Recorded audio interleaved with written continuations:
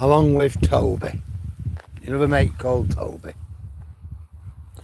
Just show him to you. Toby. There he is.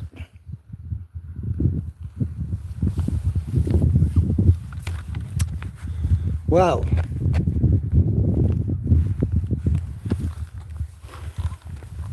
I was at Coast Watch today. Quite a good watch, quite eventful really. Saw a few ships. Nothing really out of the ordinary, but I was in charge of a desk. So it's only the second time since the end of training that I've done it. I'm okay. But I needed a bit of prompting. I'll make sure that next time I just do it. It's like anything, it's just getting used to things though, isn't it?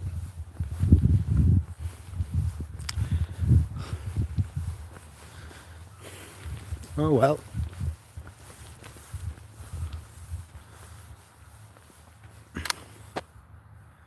Hiya Guy, how are you?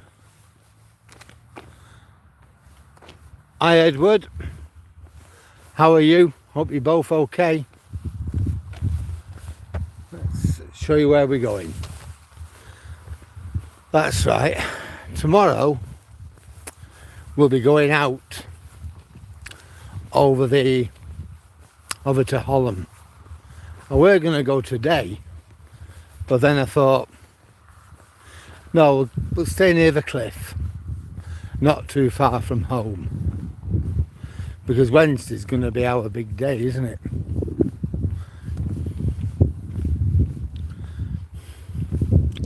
It's not cold here today, bit breezy and a little bit chilly, but certainly not cold. It's not as cold as it looks.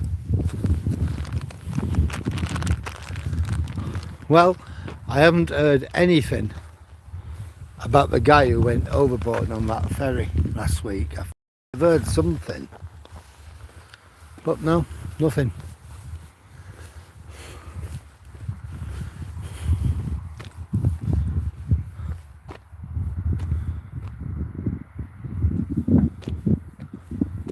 Oh, look at you.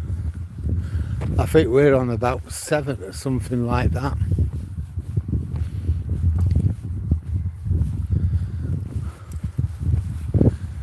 Seven or 8, it's not cold.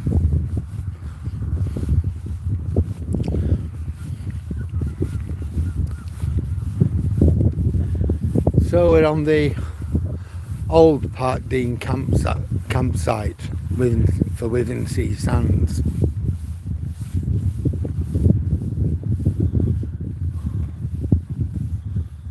We might. It certainly isn't beyond the realms of possibility, Guy. But I don't think we will. But I can remember a few years ago, we got a massive icy blast from Siberia towards the end of March. It was absolutely freezing. But oddly, we didn't get any snow. We got a very fine smattering at most. And yet other parts of the country were thick with it. But it was absolutely freezing. Oh, hello.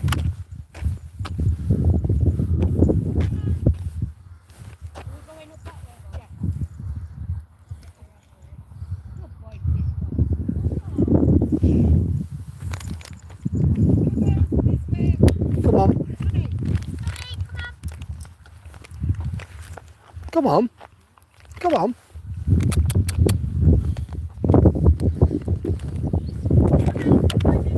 I think somebody's not interested. It's always his way or no way. Come on. Hey. Really? Hey. We've had enough of that. Come on then, Boo. Come on then. There's a good go. Oh no. Come. You go. And I'm going to let these people go, I think, and I'll tag on at the back of them, let them get some distance between myself and them. One of the dogs were growling at Toby, so I'm going to give them some distance and then we'll continue.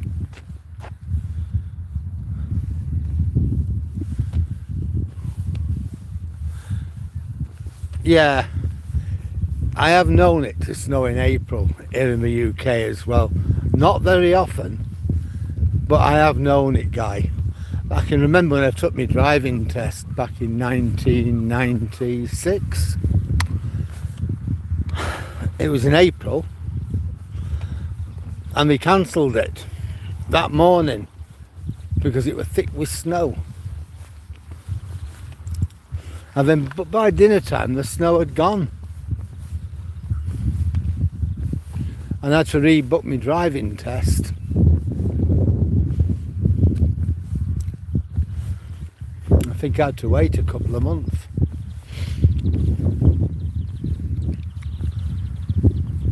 So I just carried on having lessons. So I thought I don't want to be in a position where I've forgotten the stuff I need to know.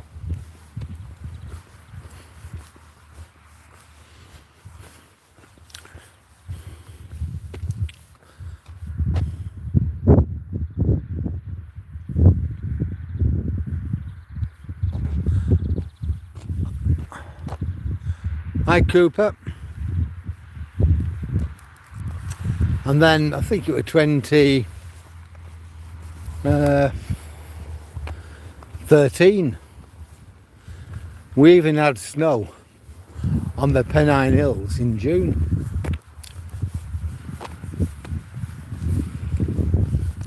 And there'll be about 2017 or 2018. Right up until middle of April, we were chock-a-block with snow in that beast from the east thing. Hopefully those people will have made some distance now.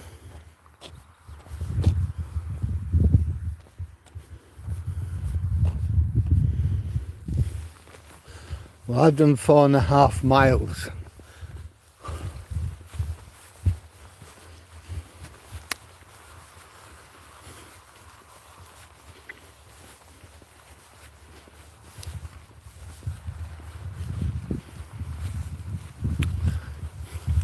Now they're not that far away. I'll overtake them in a minute. See, there they are.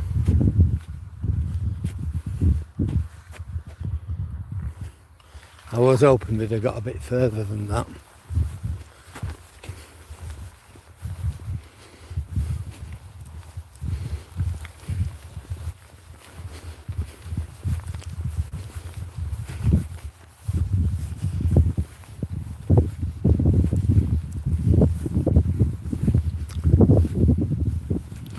Might not be too bad.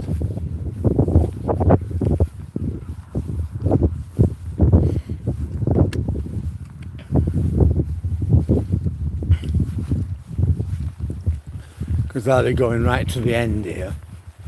So they'll have walked on a bit more. So it might be alright, might be okay.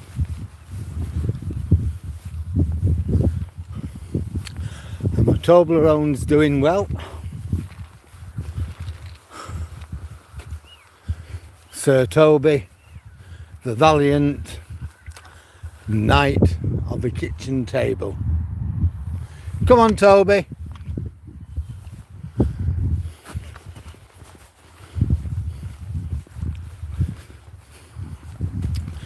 Oh, I might be going on a visit in a few weeks to the Coast Guard in Bridlington. Get to know the guys we talked to. Have a look at their station.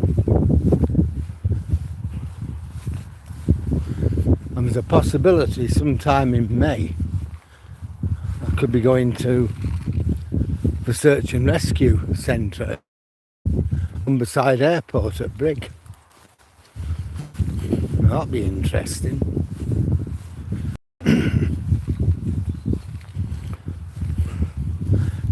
keep you informed about that.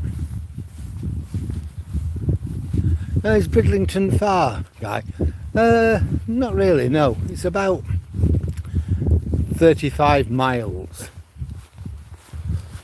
north of Withensea. My Coastwatch station is in Hornsey, which is 17 mile away, and that's roughly halfway from here to Brid.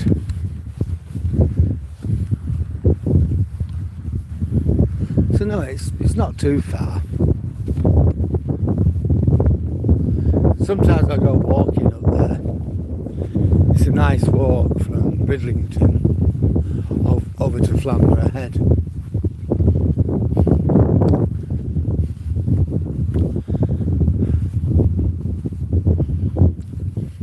There's a huge car park. There's always plenty of room to park the car, even in the middle of summer. And you can get a park and ride bus into town, into Bridlington itself. And it's just a nice walk from there on, you know, over to Flamborough Head, you know, where I went the other week. So yeah, just imagine I'll be doing that walk and taking video of it.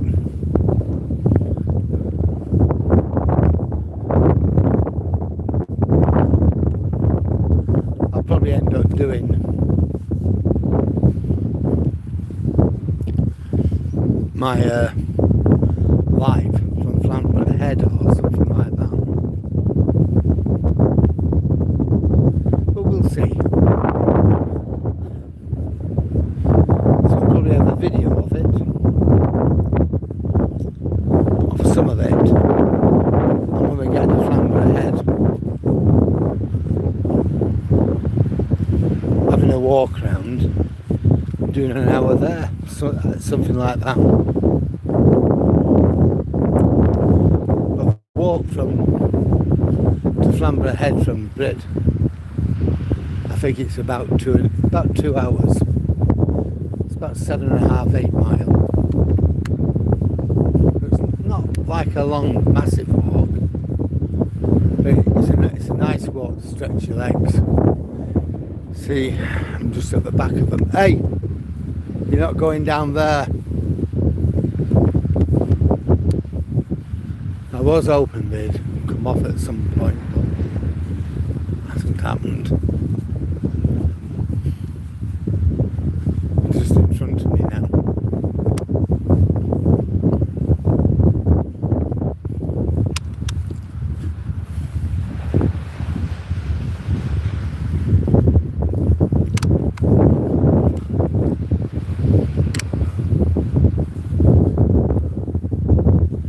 So me and Toby. That's alright, we've cut off there, so that's good. We can do what we're going to do, they're doing what they're going to do.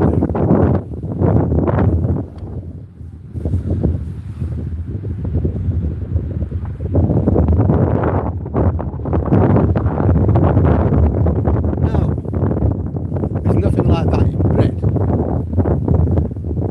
Don't forget, the UK was never invaded. There might be, I don't know whether Bridlington were bombed or not during the war. It could have been. Hull was certainly bombed, but I don't know whether Bridlington was bombed. But I'll tell you what I do know. Bridlington Harbour used to be an RAF air sea rescue station. You know, they'd go out in Sunderland aircrafts and they'd rescue, you know, flying boats, and they'd rescue pilots and aircrew who were ditched in the North Sea. So that's got quite a lot of historic interest there. And apparently at one point Lawrence of Arabia was actually stationed there. When he left the army after the end of the First World War, he went back into Civvy Street and he wasn't happy with it. He wanted to join up, but the army would only have him if he went back as an officer, and he said, it's not what I want. He wanted to be an ordinary soldier, and the army said, nope, can't have Captain T.E. Lawrence, commissioned officer, hero of the Gulf of Aqaba and all the rest of it, going back as a grunt. So big do's, little do's, he ended up joining the Royal Air Force. And he was for some of his time he was stationed in Brid. Eventually he got posted down south, and as we know, early 1930s, he had a motorbike accident and died. But he didn't join up as Lawrence, Captain T.E. Lawrence, or T.E. Lawrence. He had a fake name, to guard his anonymity. Now, certainly there were no bullet scars or anything like that.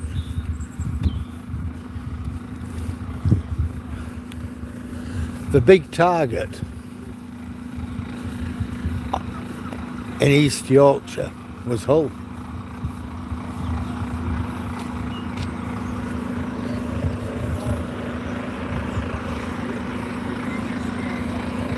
Come on.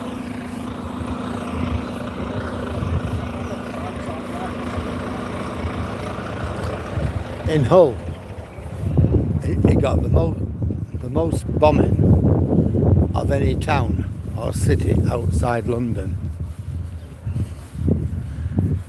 in terms of area and heads of population. London obviously were the worst, but Hull, something like 95% of all buildings were damaged. Come on. What used to happen, apart from it being targeted by the Luftwaffe because of the docks and the industry, a lot of bombers, German bombers, the Luftwaffe bombers, would just simply empty any bombs they had left when they were going back, just simply let them go on Hull. They didn't care, that's it, just let them go.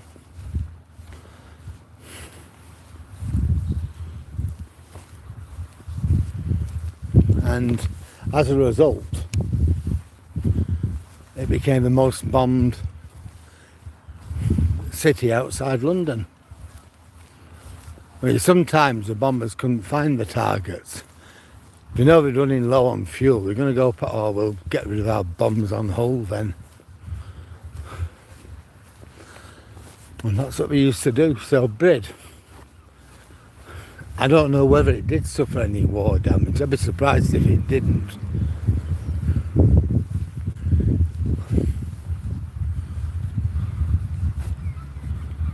But you wouldn't have bullet holes. Even London didn't have anything like that. You had shrapnel damage.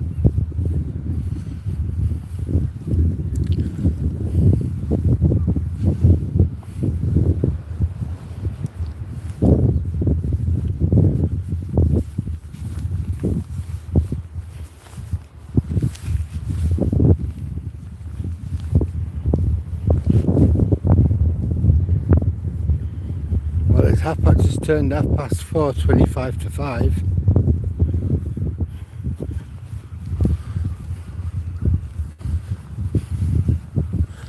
I've done just over 5 miles.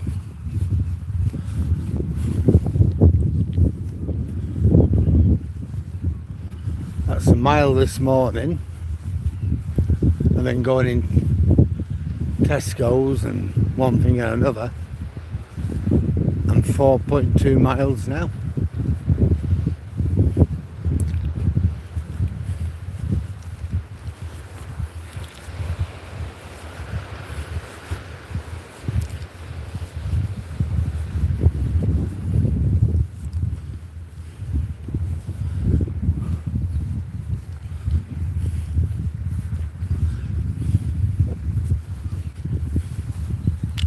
So I've done well in terms of walking when I get home.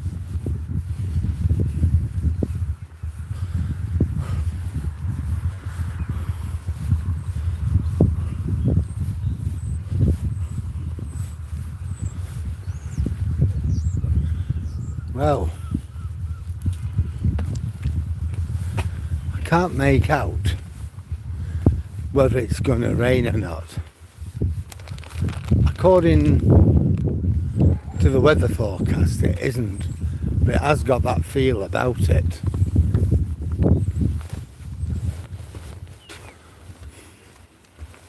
And the weather forecast is quite often wrong.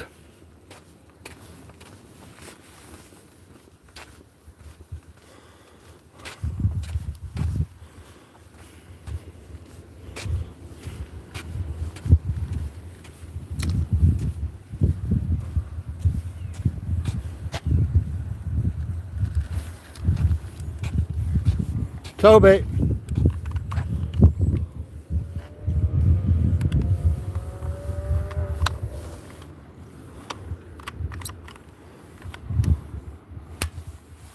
I haven't done it.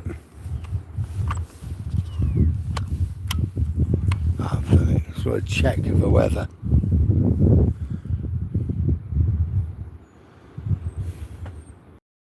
Yep, it tells me it is going to rain at some point.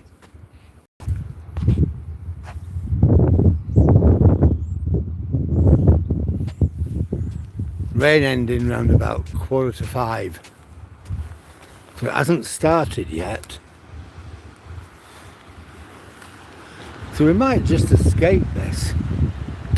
We're certainly thinking about it. Come on, Toby.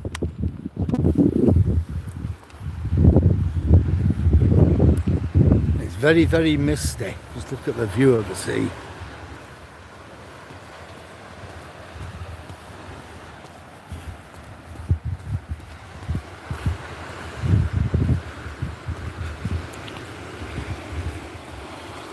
I think he's going to go down on the beach. Come on then.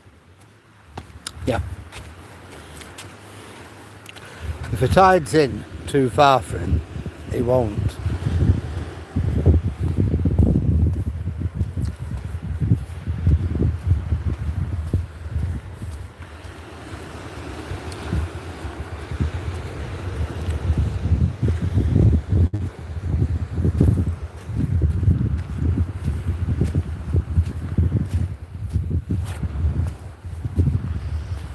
Come on then.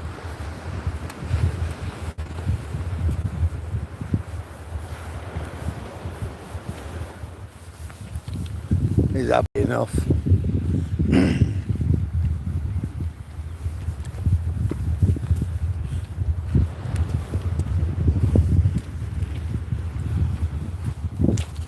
Come on, Toby.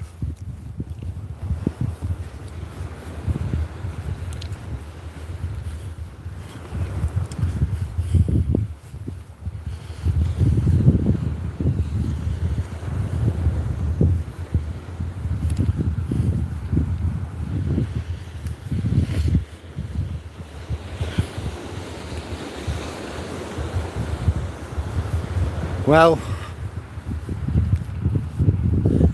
diesel's gone up by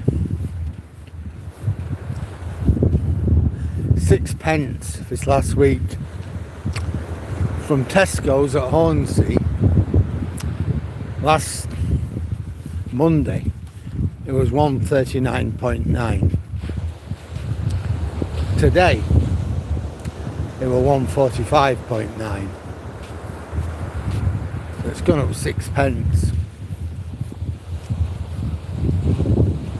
Well, I put about £8 in. And the car's absolutely rammed, won't get any more in.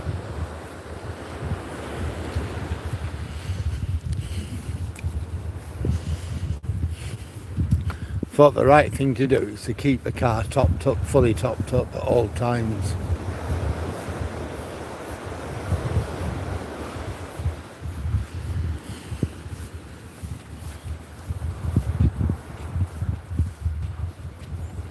Hi Jay, how are you? Right, Jack?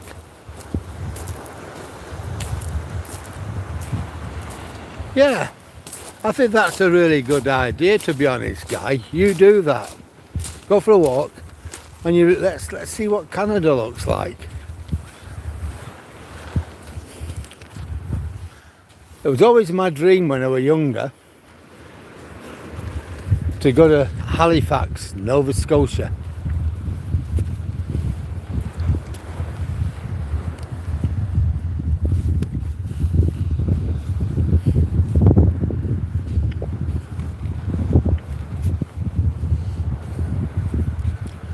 Or even go to Quebec and catch the Canadian Pacific right the way over to the other side of the country. I mean, that would be a journey, wouldn't it?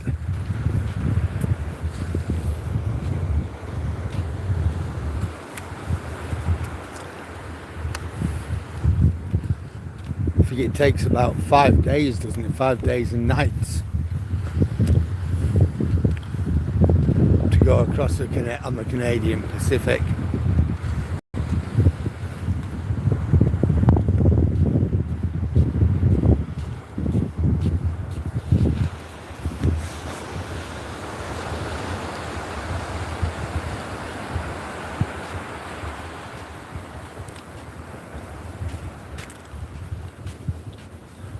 What, in Halifax, Nova Scotia?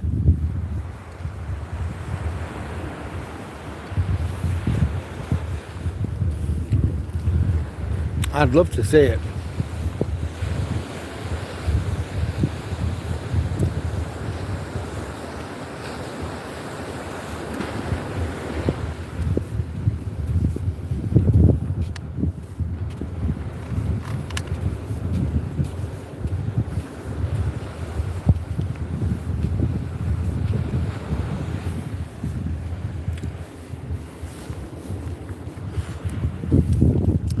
Seen loads of pictures of it.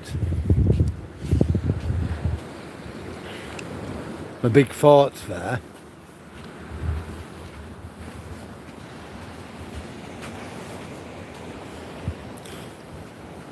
It just looks such a terrific place.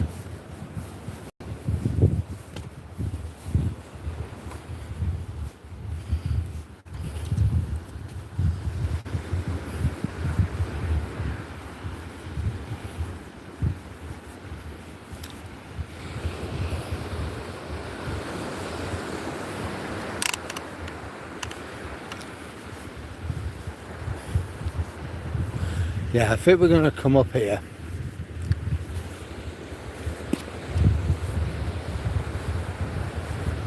I'm not sure, but I think around that bend, the tide's in. Toby! I think the tide's in sufficiently to make it difficult to get across without getting wet.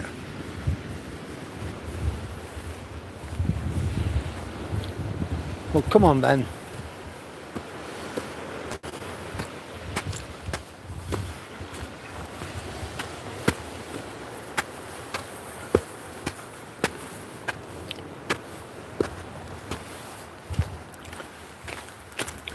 These steps are really horrible.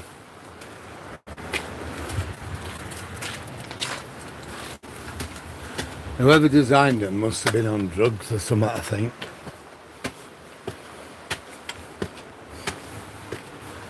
There you go.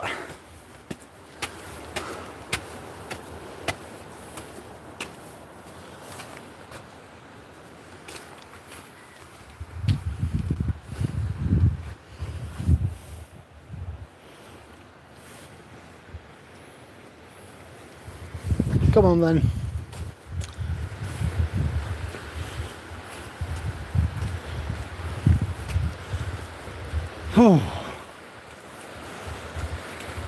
We could probably have made it just about, I don't know.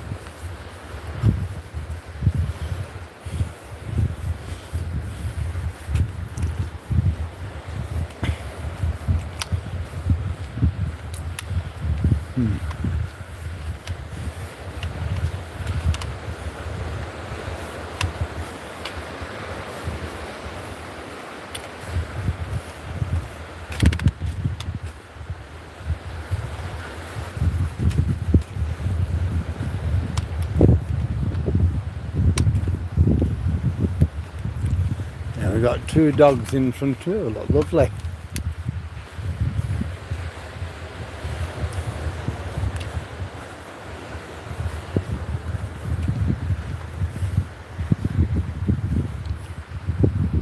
Look friendly enough.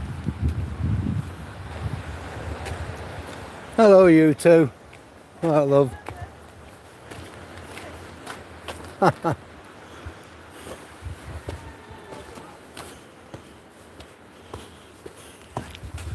Right.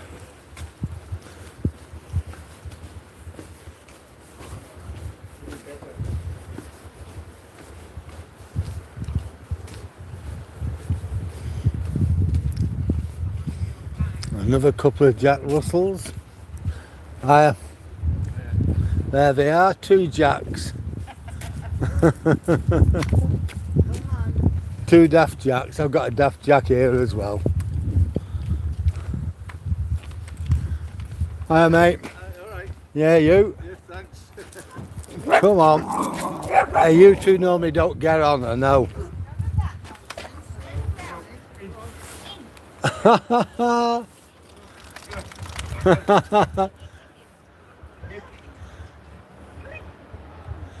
We don't want to go home.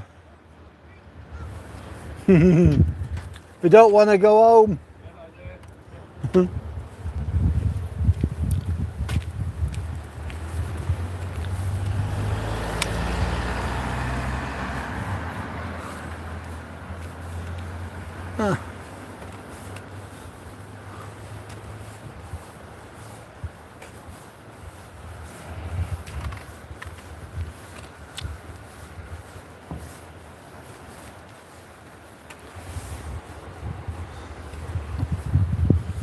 My son went to Disneyland in Florida. And that was back in the 1990s. Another Jack Russell being loaded up.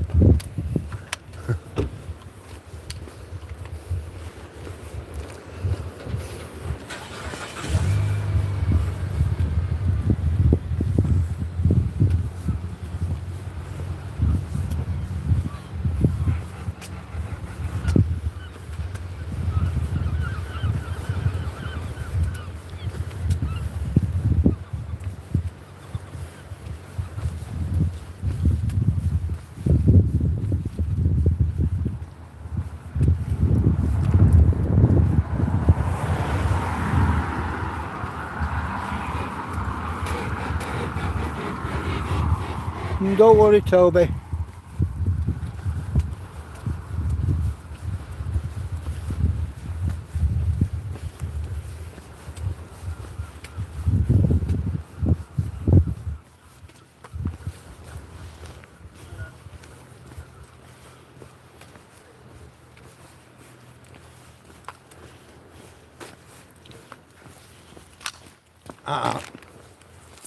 Hey, you swine. You're a swine, you are. We're going to have a go at that dog.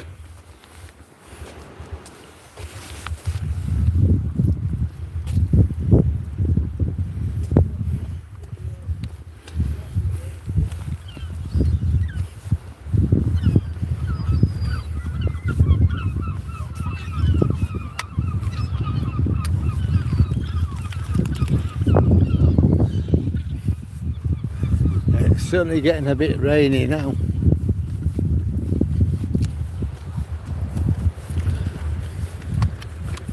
Alright, mate. We'll certainly break the 8-mile barrier anyhow by the time we get home.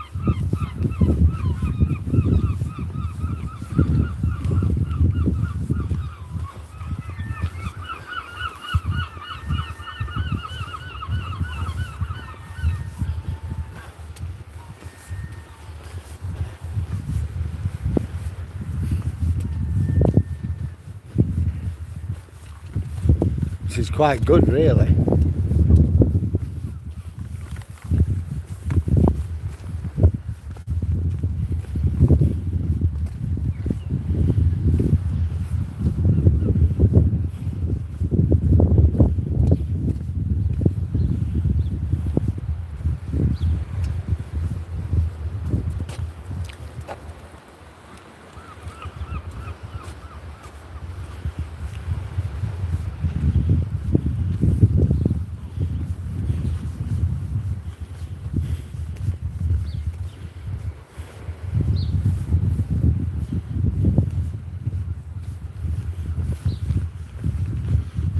I'll sort you out in a minute, Toby. Somebody's telling me he wants a treat. Bribery this, bribery and corruption.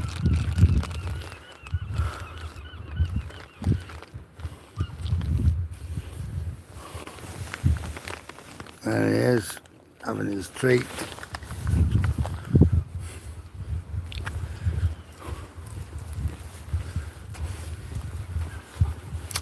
Yeah, so tomorrow we'll, assuming the weather's going to be alright, we'll go to Holland.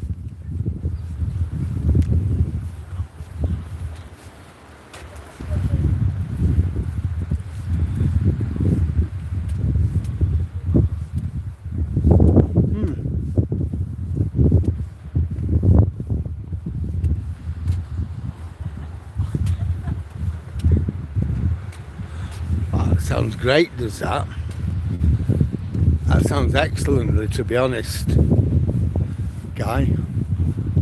I've been on the HMS Belfast, which is moored on the Thames in London, and that had a real history in the war.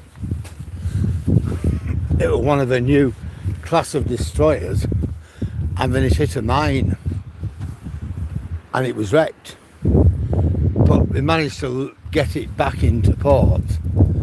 And then they said, well, yeah, we can probably rebuild it. But it was touch and go whether they decided that or not.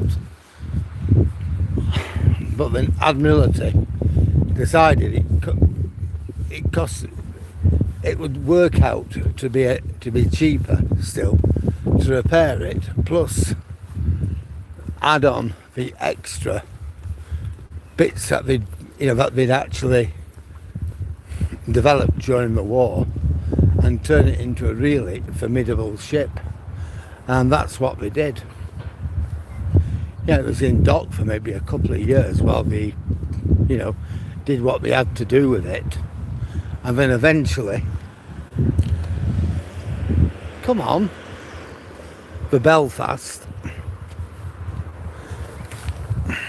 it had really advanced radar for its time and all sorts of things, and it was on the convoys in the Atlantic convoys between America. Hiya, you all right? I'll come back to this in a minute.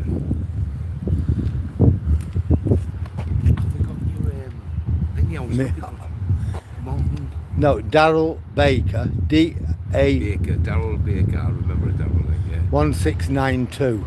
Darryl Baker, 169, but if I just type in Darryl Baker, it should come up anyway. It's all one word, Darryl Baker. I'll come up, Darryl. How are you getting on anyway? I'm getting on. Yeah. Good. Good. And how's the boot chat? Is it? Yeah, he's good. Hello, baby. Good boy, good boy. Toby's always good. As long as he's got treats. It's a bit like us all. We don't mind doing something as long as there's a reward at the end. That's it. So are you doing this regularly? Just Yeah. walk around and Yeah. yeah, it's good. Like On Wednesday, I'm going over to Sunny Scunny. nice one. I And we'll would have a like walk one round. day to follow you because I've got this wonderful book. I'm I know the guy who wrote this book in about the late 80s, because when I come here in the mid 96, Yeah. I got to know him. He's a local guy, very, very knowledgeable. Actually, sometimes a bit too clever. And he used to write a lot for the local papers at Yes. that time. And he knew a lot about the history, and he put together a book of Yeah. old postcards. And he did two. He did a first Yeah. one, but in limited quantities. It's really hard to get. The copy I got was from the library. I'll have to take it back. I'll get a photocopy. But I'd just like to go around one day maybe together, and we can say, right, this is the view here. Yeah, you can do that. Have a joint. Because it's such an interesting place. This, Yeah, the town with the pier being built, where it was built. Why? Because it had a train station to go straight into Hull, instead of all these ships having to wait for the tide. And why the lighthouse is like set back.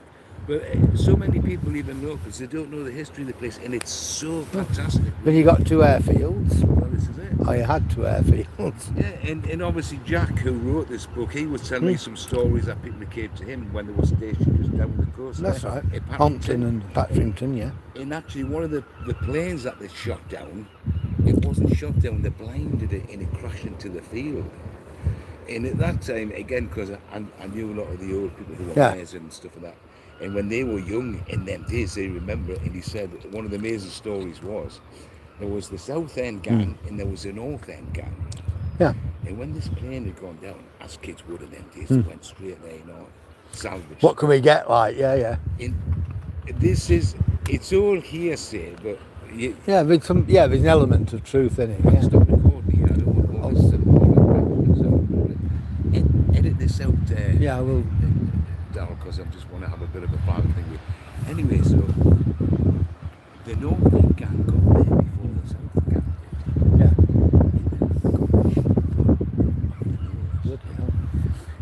I'll tell you the guys, his dad was the business in this church. And they managed to help him. So what's going on, who was with him. So they never found who it was. But these young lads, I said, no, listen, we want to give it a go. So apparently,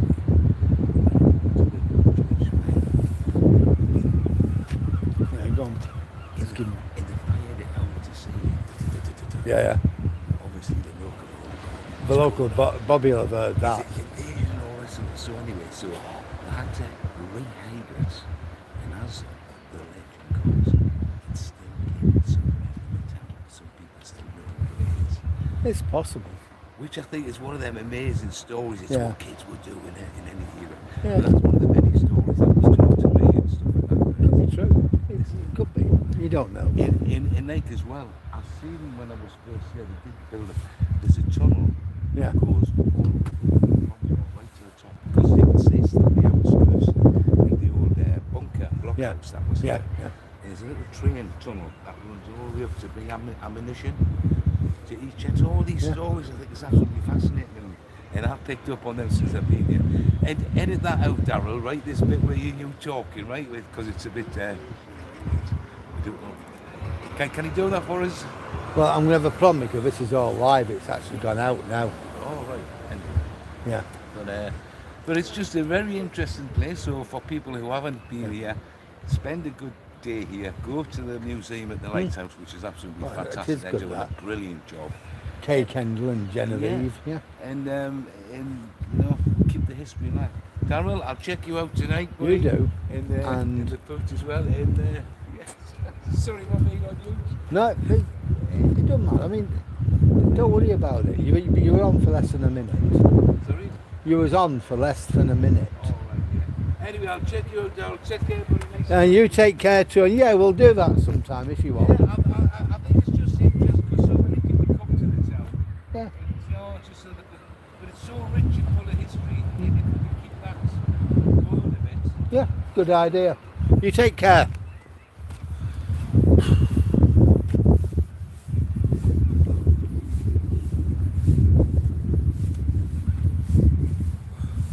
Okay, Edward. Wow.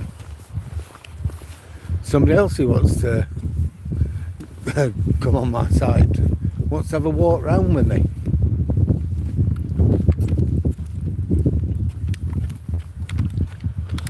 Well, mate, I wondered where you were for a moment. The good thing is I could hear you. Yeah, nice talking to that guy. But like I said to him, it's live.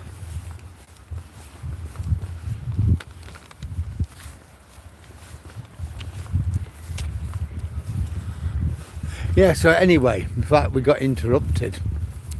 I was telling you about the HMS Belfast in London. So, in the war between 1941 and about probably 1944, the Belfast was an escort ship for the convoys from North America and Canada to the UK. Now, on D-Day in June 1944, the Belfast was the command ship. You know, you've got your entire fleet out in the sea, lots and lots of landing craft, ships, battleships, battle cruisers, frigates, you name it, they were there supporting the D-Day landing. And Belfast was the command and control centre.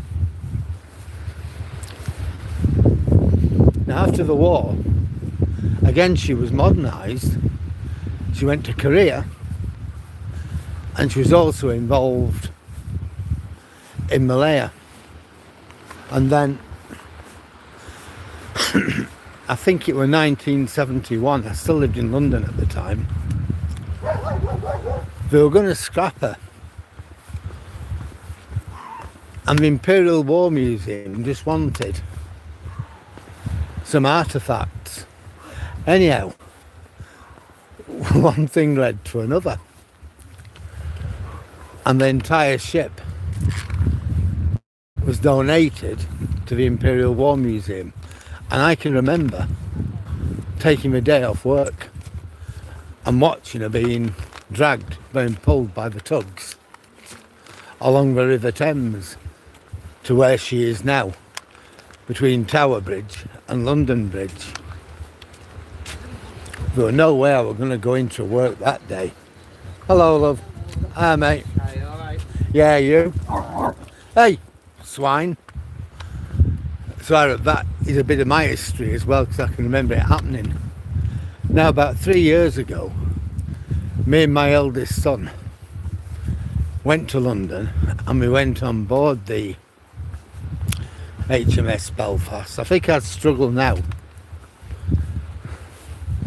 There was so many, with so many stairs to climb, ladders to climb up and down. I think I'd probably struggle a bit now. But it was so interesting, everything. The history of the ship. And you looked at everything, it was just so... you can imagine it forging its way right the way across the North Sea, and the White Sea, the Barents Sea, going to Murmansk and Archangel, places like that, having to get past the German fleet.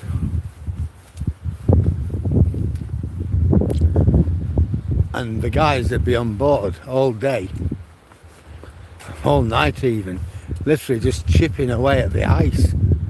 Within minutes, the ice could be 6 inches thick. It wouldn't take long to get enough ice to sink a huge battleship like that. It certainly, if anybody goes to London and you're interested in the war, it's certainly a must.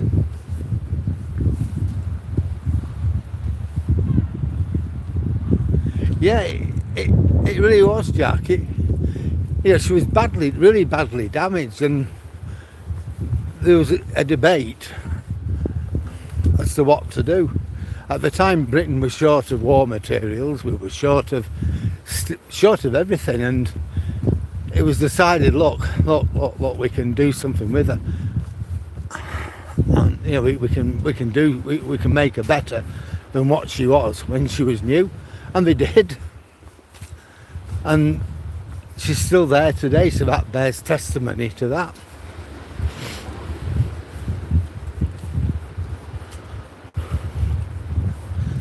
Yeah, it was just amazing what they did. They literally had to rebuild the Belfast. Unbelievable, but sometimes fact is stranger than fiction, and in wartime the strangest things sort of happen, don't they?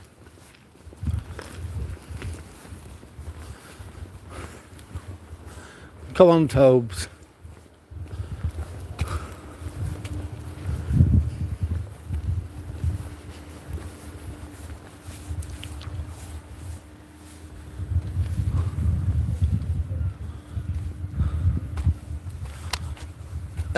Yeah, that's right, Guy. Yeah. That's right, Guy, yeah. That was what, I think that was the rationale behind it. You know, we're going to start again, laying the keel. It's going to take us however long. We've actually got it there. If we can deal with the extensive damage, we might be able to knock 6 months or 12 months off. Come on. Come on. Oh. Come on. It's his walk. Come on, boss. Yeah, if you can knock. And it's also about the bottom line, isn't it? The bottom dollar. If you can shave a bit of money off, but not just that, we can actually, you know, if we can actually pack it with a load of goodies that it didn't have in the beginning, and in a way we're setting off of a blank canvas to do it, then you can turn a lose-lose situation into a win-win situation. And I guess with the Belfast, that was what they did.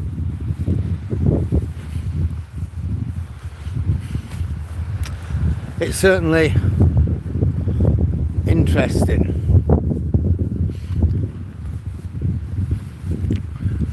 I'm going to take the grandkids there, but at the moment they're a bit young. 9 and 5, they would struggle with those upright steps. I think I'll struggle with them if I go. They would certainly struggle.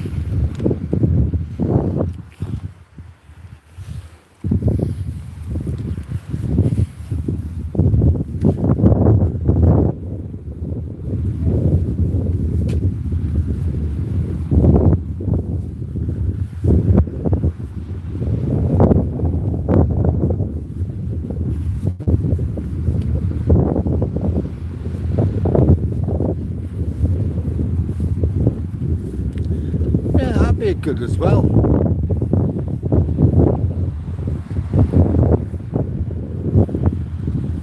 Yeah, Jack, an aerial tour of Canada, that would be good. I'd love to do it. I'd love to go on the train though, the Canadian Pacific, right the way across. But yeah, you know, going through places like Saskatchewan. But yeah, even going on an aeroplane. That'd be absolutely fantastic as well.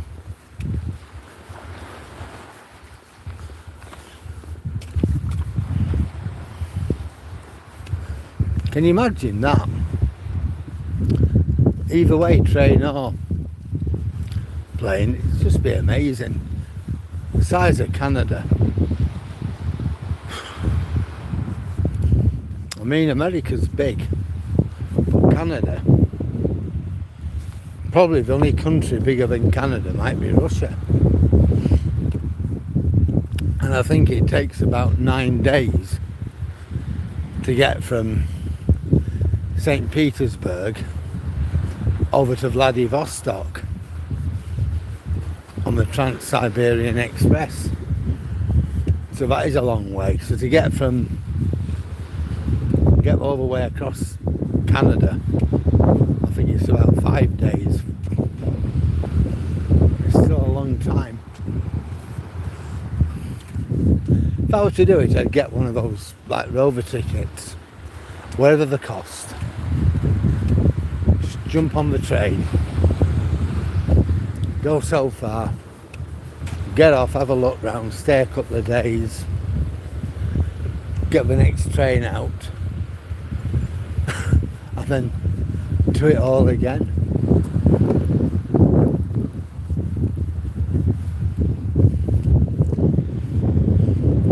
Come on, Tobes.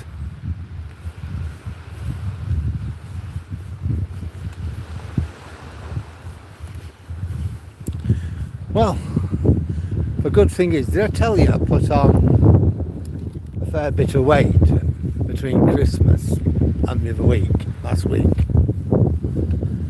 Well, I went up to, I think it was 176 3/4 pounds. I'm now down.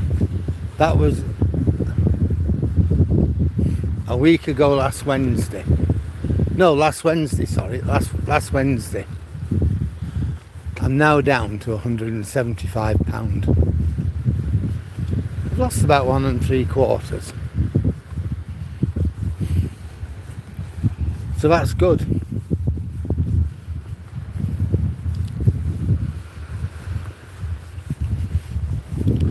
So I'll go back to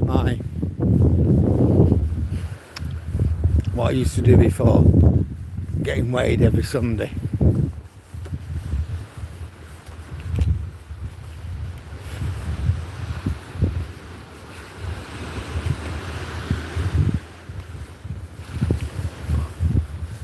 I knew once the weather started to get, I knew I'd put weight on, but I also knew once the weather started to improve, I'd lose it. And so, sure enough, I am losing it, so I'm happy with that.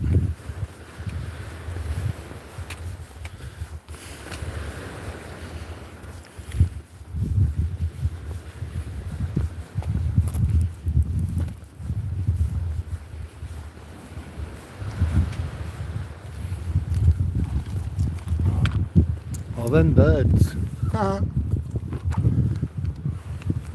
It's as if the rain is still threatening. You can feel it. You sort of know it's there. But so far we've been pretty lucky.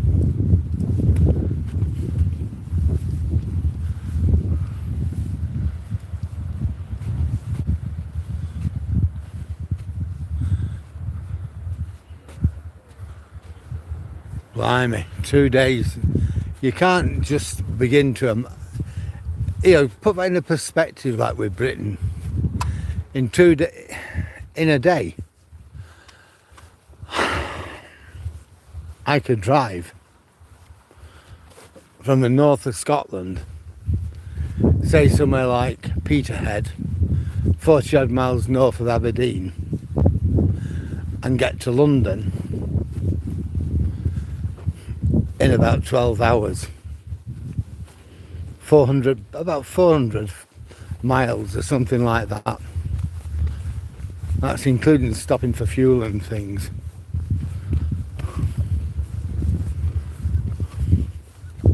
No, it's more than 400, it'd be about 600 mile. It's about 200 mile to York from London, and I think it's about 200 miles from York to Aberdeen. I don't know.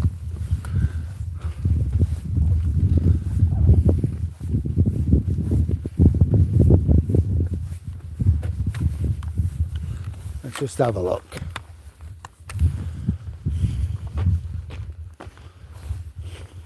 Well, we'll go from, say, Peterhead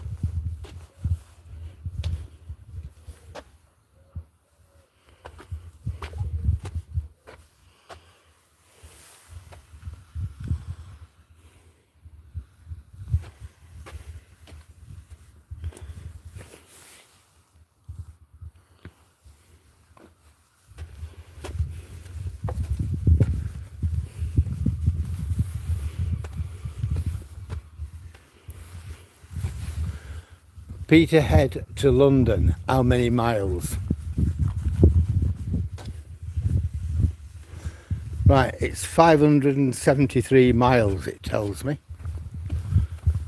Hello, love.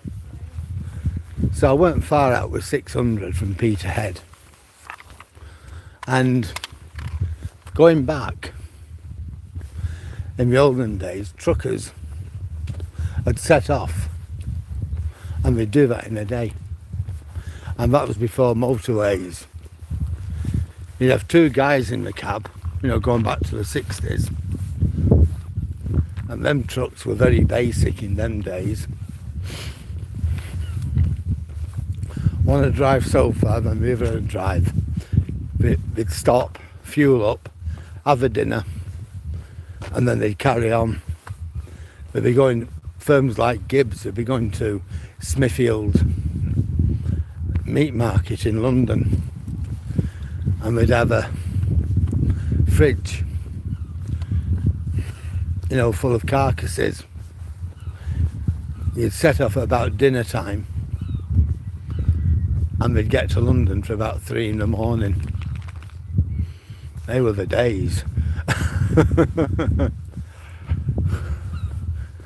Yeah, when I was young, some of you know this, they stuck me in a special needs boarding school in deepest Sussex.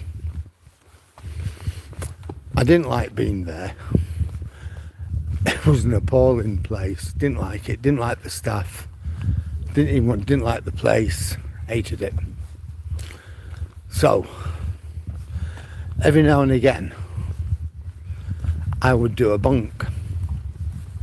Hello, Toby. I'd do a bunk. I'd be about 15, I would set off. God, I'd get everywhere. North of Scotland, Lancashire, South Wales. And I often used to get lifts. I'd always try and get a lift in a truck. I felt safer. And you know, you see these trucks and somebody'd always stop. So you get to know what they're carrying, you get to know where they're from, you get to know all sorts of things.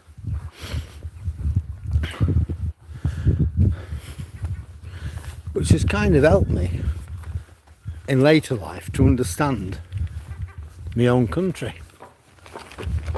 Yeah, somebody somewhere is asking me for a treat.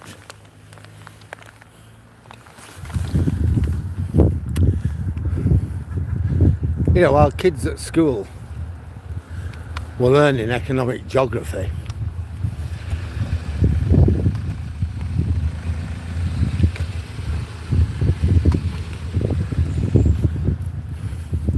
Learning about coal mines in Yorkshire and Nottinghamshire, beef farms and fishing fleets in northeast Scotland. I was learning, but in a different way.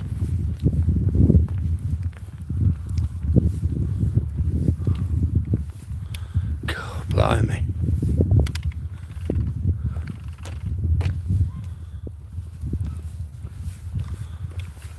Well, yep. We're going to have to wrap up, aren't we? I don't think it'll get as cold over here as it does in Canada.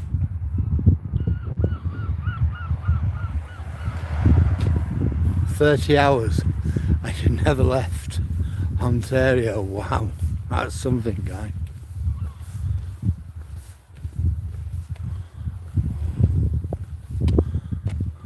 Yes. Dave, yeah. Hiya, Dave.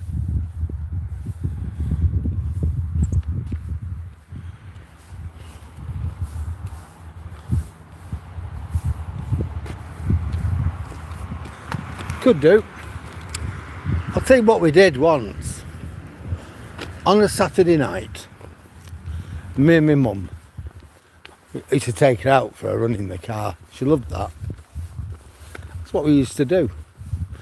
On a Saturday night, it didn't really matter where we'd go. Now this particular night, we were living in West Yorkshire at the time. We got over as far as York. And I said, you know what I'd like to do? She said, what's that? I said, watch the sunset over the sea. She said, that's a good idea. She said, how are you going to do it? I said, right, we'll put our foot down. I said, we should just hit Blackpool as the sun goes down. And yeah, that's exactly what we did. I just put my foot down. We're in York, made for the A59, right the way over, through North Yorkshire, through Skipton, coming out at Blackburn, the M6 and the I don't know what it is, M60 something, M67 I think, I'm not sure here, whatever it is, the motorway, which M55 I think, I don't know, whichever it is, but it takes you right into Blackpool and it follows the old railway line as you come in. I mean, you just go onto a normal road, which again follows the old railway line. And we got into Blackpool, managed to park the car, and the two of us just sat there on the pier watching the sun go down. It's just one of them sort of occasions which I'll always remember from me and my mum. We just did things. Yeah, we were just nattering away there, and we over near York, and I said, you know, I'd like to do, Mum. She said, you know what? Let's just go and watch the sun set. She said, well, you'll never watch it. She said, where? I said, over the sea. She said, well, you won't see it set here. I said, no, I know. I said, but I know where we will. She says, where? I said, Blackpool. She said, you're right. She said, but you think you'll get there? She said, look at the time. I said, we can do it.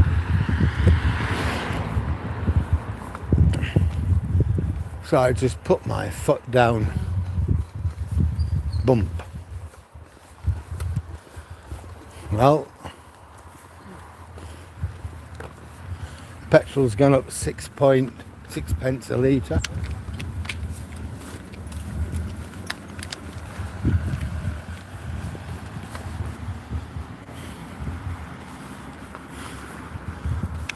It was 131 last week up to yesterday. It's now 138.9. Diesel 147.9. Now a week ago that was at £1.39. Now it's 1.49.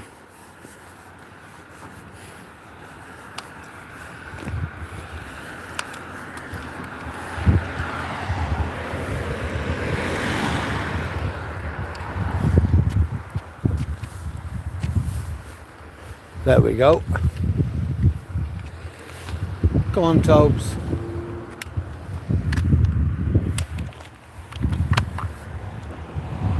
There you go.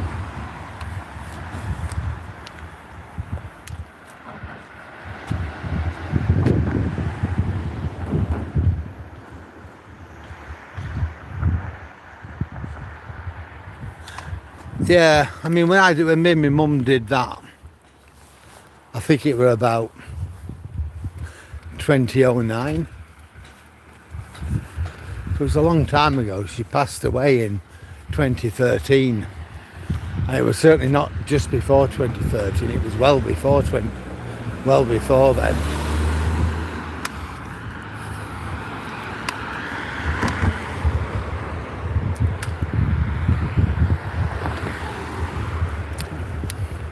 Like you, driving's no longer a pleasure. It used to be, but now it's a chore.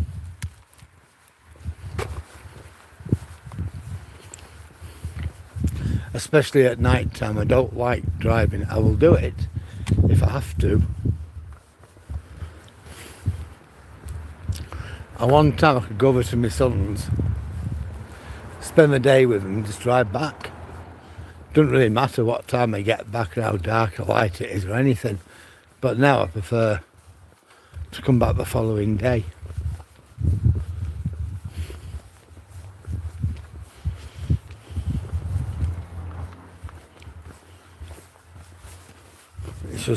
it just isn't fun, is it? I remember my mate, and I told you yesterday, Millennium Year, on the very 1st of January 2000, him and his missus, we drove all the way from Manchester to Withensea to watch the sunrise. They were here for about 4 o'clock in the morning, and with a load of butties, sandwiches for our American friends who don't know what a butty is, and a flask of coffee. And we sat there munching on the sandwiches and drinking the coffee while the sun rose. And apparently that morning it was a really clear day, and we actually saw the sun rising. Wish we'd have done it.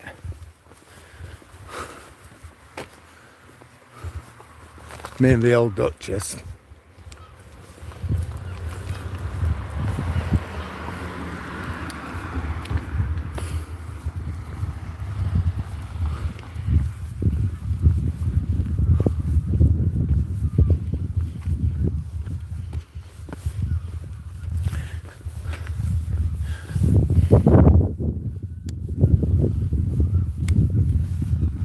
Yeah, that was something. I knew about Withensea. I think we'd already been here before. We moved from Lancashire just before Christmas 1997. So we've been here a few years. And we've been to like Whitby, Scarborough, Bridlington, Hornsey. So we'd been here before.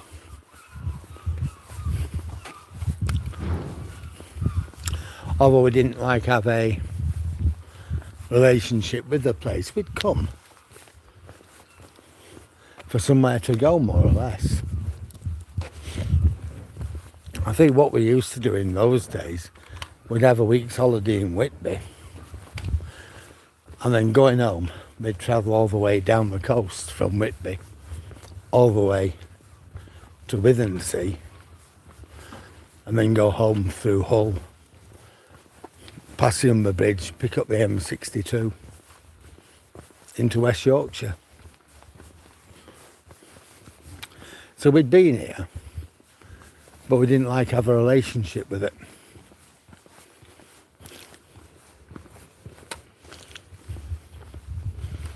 The reason we came here, I suppose, was because the old Duchess wanted to live by the seaside. And she was on the internet, and she come across our bungalow,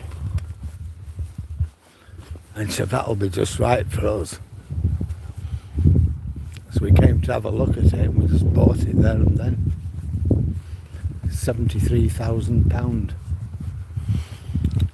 He wanted 75, and I thought, well, it's worth it. But the least he can do is pay our solicitors' fees. So we offered 73. And he was glad, and he nearly snapped our hands off. My son said, Dad, you should have offered him 65.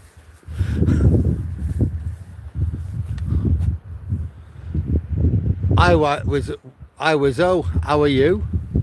We're at a place called Withensea, which is on the North Sea coast. We're in East Yorkshire, about 20 miles east of Hull. No, you're right there, Edward. There's too much traffic. People are bad-tempered. And everyone's trying to get from A to B in literally the quickest time. Yeah, guys. Oh, look at this. Just seen it now. Now that is something to see. I will definitely be on here for Blue Light Weekend. It's a really big event we have. Over the years, it's grown At one time you just had like the police, fire service, ambulance service, coast guard and lifeboat. But last year it was really big. We had the army, navy, we had an air display, we had lots and lots of emergency services here. I even think the prison service came. It was really good. See, Toby's not too bothered. He knows the sea's there, but he's not panicking, he's not thinking to himself we're going to get washed away.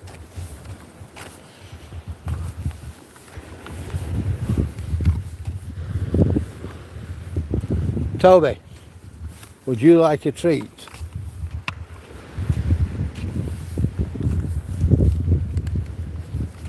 Thought you probably might.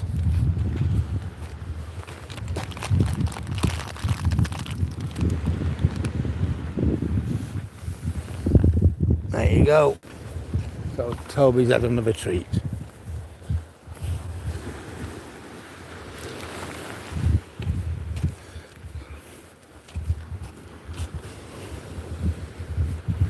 So we've done 7.73 miles.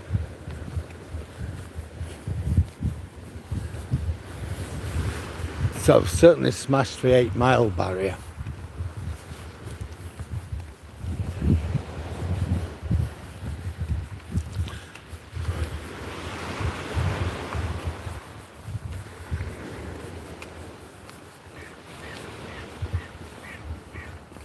Which I'm quite happy with.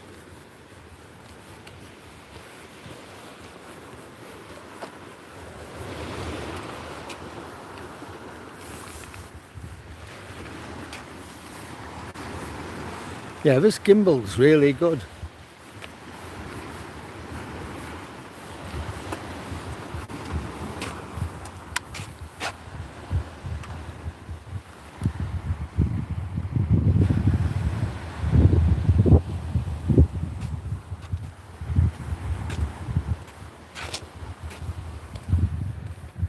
Yeah. Truck driving's good actually, Jack.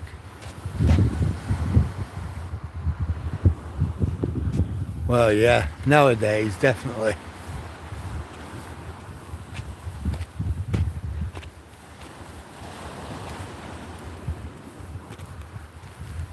What the three people the three people who lost their lives here. Yeah.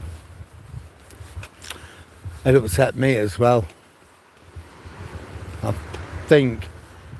don't think there was anybody in this town who wasn't upset. Oh, we've got a doggy coming. I told you about the Hornsey inshore lifeboat going out the other day. Well, I put the link on my channel. Hello, love.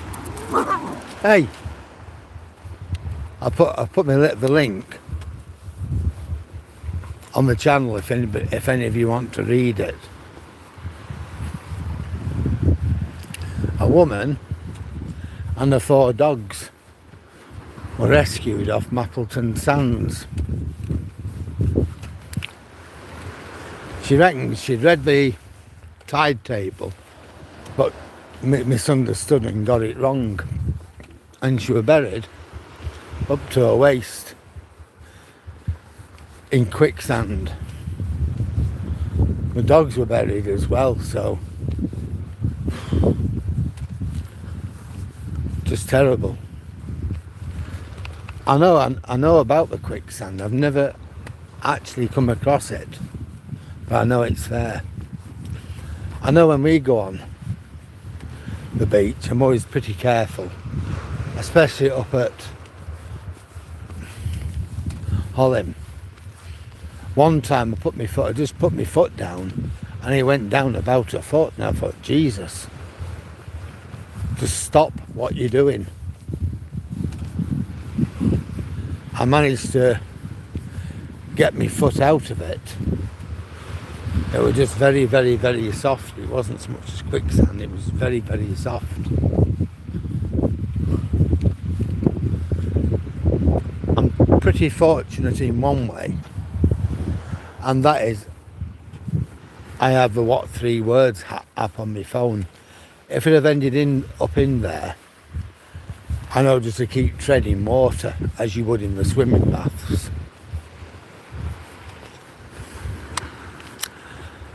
So I could have kept myself and Toby relatively safe while I got onto the Coast Guard and gave them What 3 Words, and they know exactly where I were to within a square metre. So it'd have only been a matter of time before they come and scoop me up. But that matter of time could be half an hour. By the time the guys get to the lifeboat, get it launched, and come out to me. Yeah, it's a boy.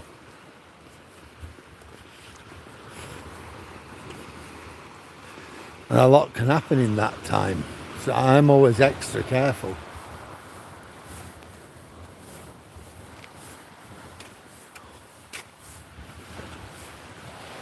Yeah, so just...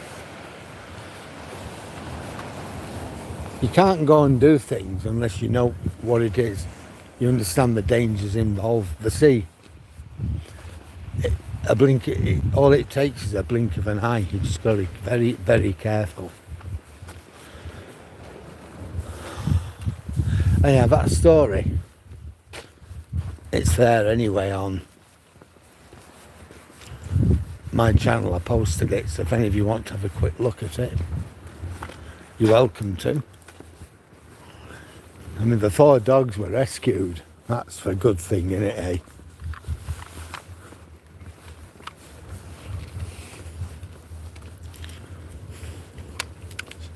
She's actually very, very lucky. One, she's lucky that she was rescued.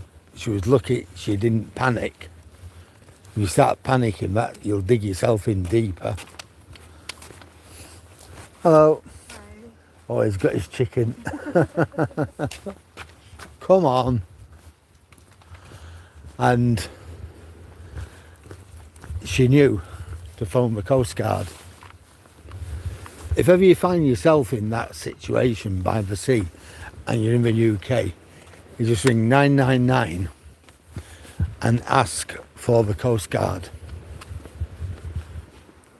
You know, your 999 and they'll ask you which service do you need. You can just say Coast Guard. They'll put you through to the Coast Guard and tell him where you are. Get What 3 Words. Get the app. What, WHAT, number 3, and then words, all one word. Get the app on your phone. You never know when you're going to need it. And that's what saved her.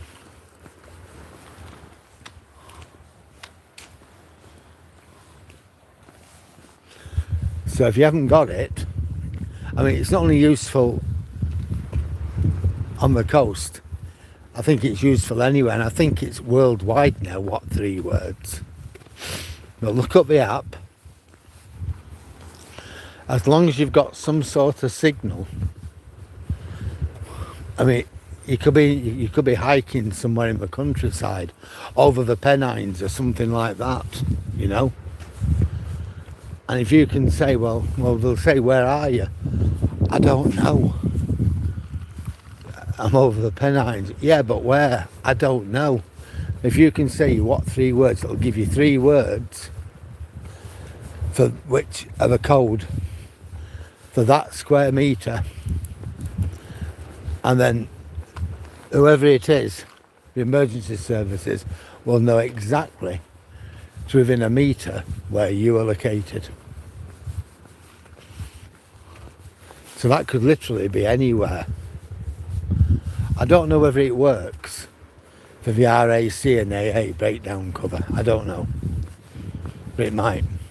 But it's certainly worth having. The police know about it, ambulance service have it, fire service have it, all the emergency services will have what 3 words. So if you haven't got it on your phone, that's my advice for today, is download it, learn how to use it.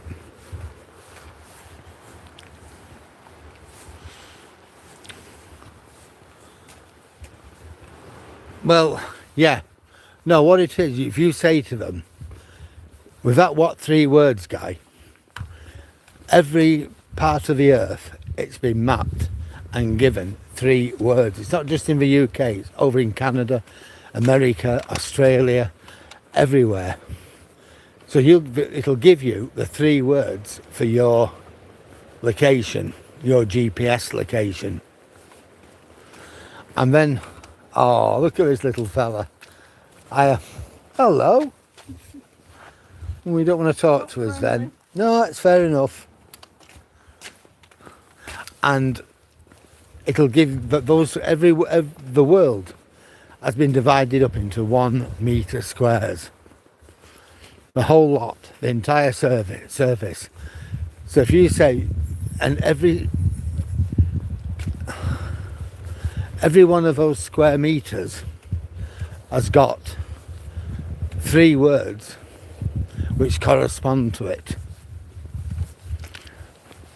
So if you say, well, where are you? And you don't know where you are, you can say, look, I've got me what 3 words position, which is 3 words, whatever they are. And Mr. Jack Baker. There you go, 3 words, and they'll say, it's so-and-so. And then they can direct help to you to that point.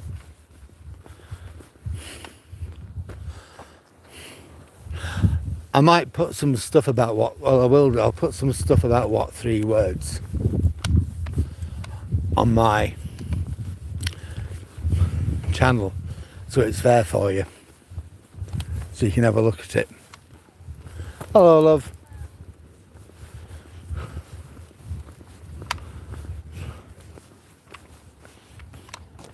Hello. Well, we're busy at the moment. Yeah, at least it's what you came out to do. That's great when we do what you want them to do, isn't it? It's when we don't do it because we don't find the right patch.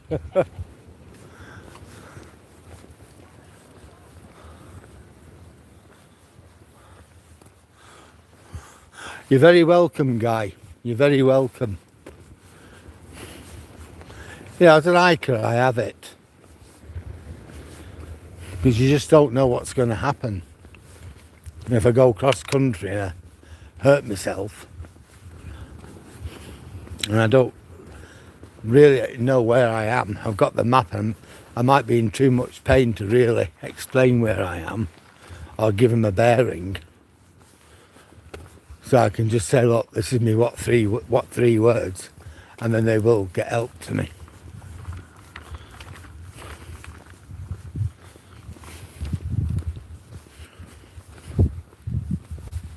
Yeah, I'm glad you downloaded it. You're very welcome anyhow.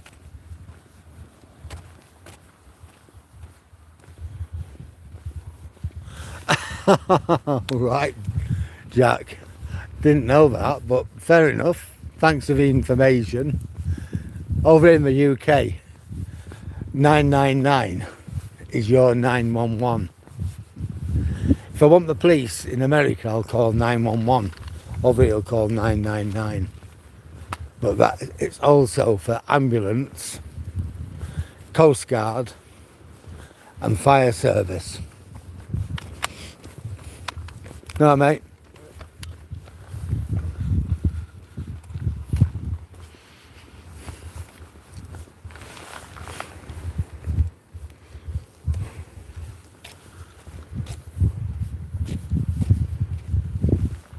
Well, we've done 8.4 miles. My target was 8 miles. So I'm happy with that.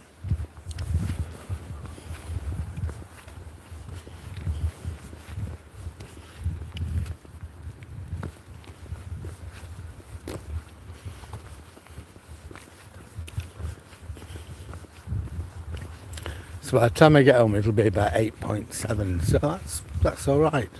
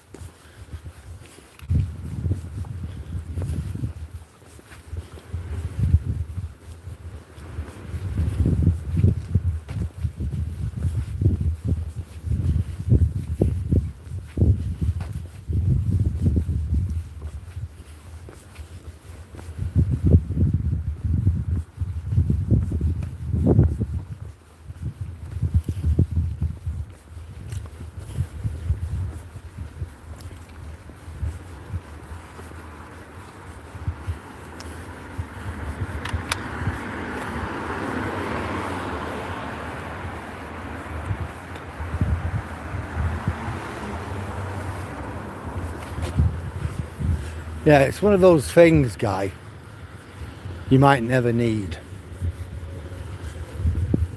But it's good if you do need it and you've got it. Yeah, I'm going to put some stuff on my channel about it so people can look. But yeah, I'm glad you've got it anyway.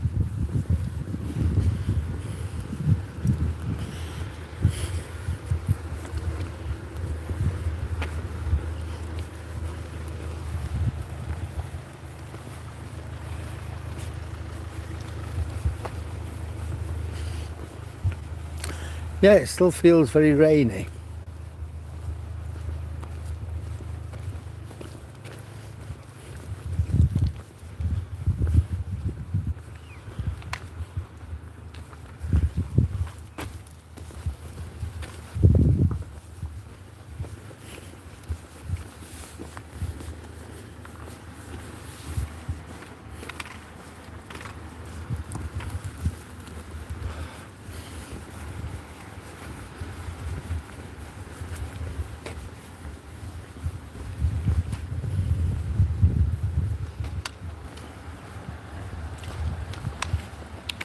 There you go, mate.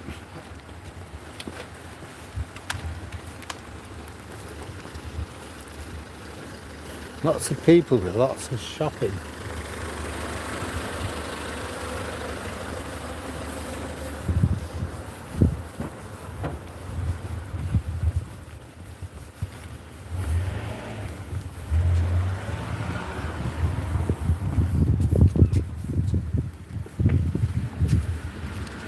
I think I'm going to make some business cards. Quite a few people have asked me for my handle. I tell it them and I know they're going to forget it, so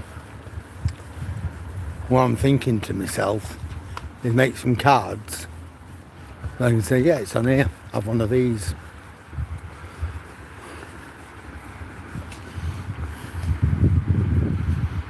I just have to think of a design for it.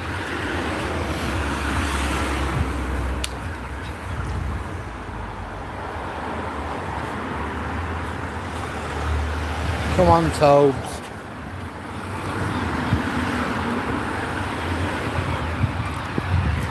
You know, probably a picture of Toby or something like that.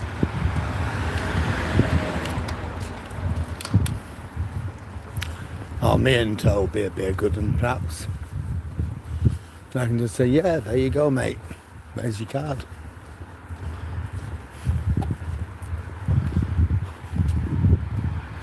Hi, Alan. How are you? I'm good. For a student loans meeting about Jack's things. Say again. Got a students loan meeting at 6 o'clock. Oh, God. Which uni is it? Oh, We don't know yet. Applied to York. oh, it's A level still. Yeah, it's in the final year. Yeah. He'll be struggling with his personal statement and all that. Oh, he's done it all. He sent it all off. It's Oh, good. he's had 3. Of course, it's March, isn't it? Yeah, I think he's had 3 conditionals. So Oh, excellent. what we get. Best of luck anyway. Thank you. God, I remember when you were a little kid. We grow up, don't we? What does he want to study? Well, economics, I think. He's doing economics, maths and further maths. Good. But it just seems a lot of maths. Well, yeah, it is.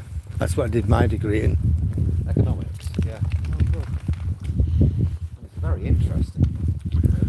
It's difficult. Yeah. The theory isn't that bad. It's like you said, it's when you get around to the mathematics. Well, hopefully he's doing maths and further maths. So Yeah, that'll put him in good. That will. Right. See you Yep. soon. I better get on this call. Yeah, you do. See you later. That's one of my neighbours. His son's about to go to university, study economics.